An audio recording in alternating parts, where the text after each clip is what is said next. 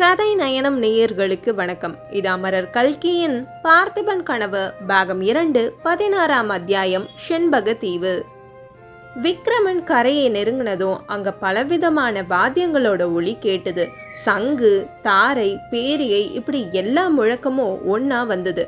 அதே சமயத்துல வெற்றிவேல் வீரவேல்னு கோஷமும் வந்தது.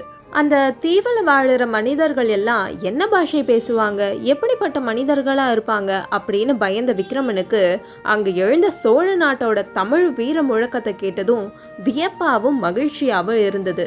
இது என்ன அதிசய தீவு, இங்க சோழ நாட்டு மக்களோட முழக்க சத்தம் கேக்குது, எதுக்காக இங்க இவ்வளோ ஜனம் கூடி இருக்கிறாங்க? இந்த மாதிரி விக்ரமன் மனசுல பல எண்ணங்கள் தோன்றிட்டு இருந்துச்சு. திடீர்னு அவனுக்கு நெஞ்சு படப்படன்னு அடிச்சுக்கிச்சு. உடம்பெல்லாம் வெளவெளுத்து போச்சு. கொஞ்ச நேரத்துல அங்கேயே மயங்கி விழுந்தான். விக்ரமன் மறுபடியும் நினைவுக்கு வந்ததும் மெதுவா கண்ணை திறந்து பார்த்தான். அங்க கூடியிருந்த ஜனங்கள் எல்லாரும் கவலையோட நிசப்தமா நின்னுட்டு இருந்தாங்க. விக்ரமன் கஷ்டப்பட்டு அவன் உடம்ப உதறிட்டு எழுந்து நின்னான். அவ்வளவுதான், அந்த ஜனக்கூட்டத்துல ஒரு மகத்தான ஆனந்த கோஷம் கிளம்புச்சு. வாத்தியங்கள் முழங்க எங்கும் வாழ்த்துளிகள் பறந்துச்சு. அப்போ விலகுங்க விலகுங்க, கஜராஜனுக்கு வழிவிடுங்க அப்படின்னு சொல்லிட்டே ஒரு பெரியவர் கூட்டத்துக்குள்ள இருந்து வந்தாரு. அவரு தான் அன்னைக்கு மாமல்லபுரத்துல நடந்த கலை திருவிழா போது நரசிம்ம சக்கரவர்த்தி கிட்ட செண்பக தீவை பத்தி சொல்ல வந்த தூதர். மக்கள் எல்லாரும் விலகுனதும் கூட்டத்துல இருந்து ஒரு பட்டத்து யானை வந்தது. அதோட துதிக்கையில ஒரு அழகான புஷ்ப மாலையும் இருந்துச்சு. அது விக்ரமன் கிட்ட வந்து அந்த மாலைய அவனுடைய கழுத்துல போட்டு வணங்குச்சு. உடனே ஜனக்கூட்டம் எல்லாம் விக்ரம மகாராஜா வாழ்க, செண்பக நாட்டு மன்னர் வாழ்க அப்படின்னு கோஷம் எழுப்பினாங்க. ஆனா விக்ரமனுக்கு அங்க என்ன நடக்குது அப்படின்னு ஒண்ணுமே புரியல. ஆச்சரியத்துல சிலுத்து போய் நின்னான். இதை பத்தி யாருக்கிட்ட கேட்கறது அப்படின்னு துடிச்சான். அதுக்கப்புறம் விக்ரமனை யானையோட அம்பாரியில ஏத்தி ஊருக்குள்ள அழைச்சிட்டு போனாங்க. விக்ரமனுக்கு இல்ல இது எல்லாமே கனவுதான், எதுவுமே நிஜம் இல்லை அப்படின்னு நினைச்சுக்கிட்டான். விக்ரமனுக்கு திடீர்னு ஒரு சந்தேகம் வந்தது. ஒருவேளை இதெல்லாம் அந்த பல்லவ சக்கரவர்த்தியோட நாடகமா இருக்குமா? தன்னை ஏத்தி வந்த கப்பல் பல நாளா பிரயாணம் செய்யற மாதிரி பாசாங்கு செய்துட்டு கடைசியில சோழ நாட்டு கடற்கரையிலே வந்து இறக்கி விட்டுட்டாங்களா அப்படின்னு தோணுச்சு. இப்படி தன்னை ஏமாத்தி பல்லவ சக்கரவர்த்தி ஆதிக்கத்துக்கு நம்மளை ஒப்புக்கொள்ள வைக்கிறதுக்கு தான் இவ்வளோ சூழ்ச்சியும் நடக்குதா அப்படின்னு அவன் யோசிச்சப்போ விக்ரமனுக்கு பயங்கரமா கோபம் வந்தது. இப்படி அவன் யோசிச்சுக்கிட்டே இருக்கும்பொழுது யானை மாளிகைக்கு வந்து சேர்ந்தது.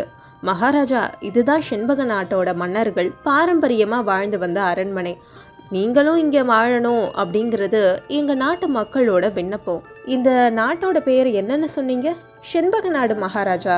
இந்த ஊருக்கு பேரு குமாரபுரி. குமாரபுரி தானே, மாயபுரி இல்லையே?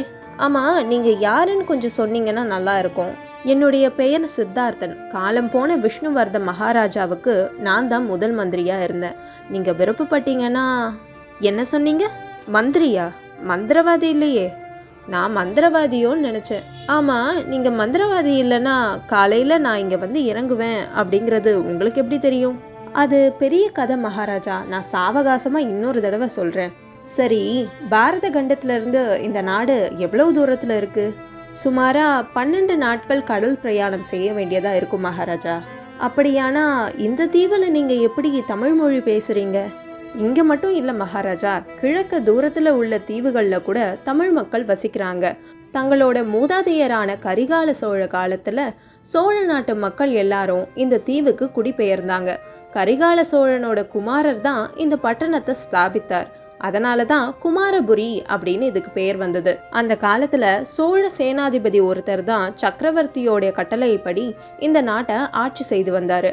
அவருடைய சந்தாதியர்கள் 10 வருஷத்துக்கு முன்னாடியே இறந்துட்டாங்க. அதனாலதான் இந்த நாட்டுக்கு ஒரு மகாராஜா வேணும் அப்படின்னு நாங்க எல்லாரும் தேடிக்கிட்டு இருந்தோம். அந்த சமயத்துலதான் முருக கடவுளே அனுப்பி வைத்தது போல சோழ குல கொழுந்தான நீங்க எங்களை தேடி வந்தீங்க. எங்களுடைய பாக்கியம்தான். விக்ரமனோட அப்பா அடிக்கடி கரிகால சோழனை பத்தி அவனுக்கு சொல்லி இருக்காரு. அப்படிப்பட்ட மாவீரர் வாழ்ந்த நாட்டுல விதிவசத்தால இப்ப நம்ம வந்து சேர்ந்திருக்கோம் அப்படின்னு நினைக்கும் போதே அவனுக்கு மயிர்கூச்சல் ஏற்பட்டது. சரி, மற்ற விஷயங்கள்லாம் அப்புறமா விவரமா கேட்டு தெரிஞ்சுக்கிறேன். இப்போதைக்கு ஒன்று மட்டும் சொல்றேன்.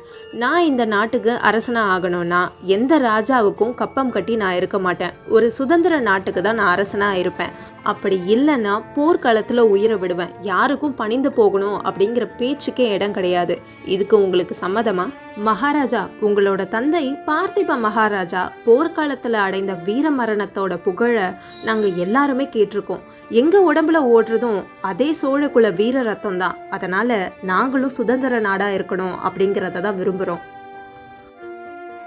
அதுக்கப்புறம் அங்க என்ன நடந்தது இதெல்லாம் தெரிஞ்சுக்க என்னோட சேனலை சப்ஸ்கிரைப் பண்ணுங்க.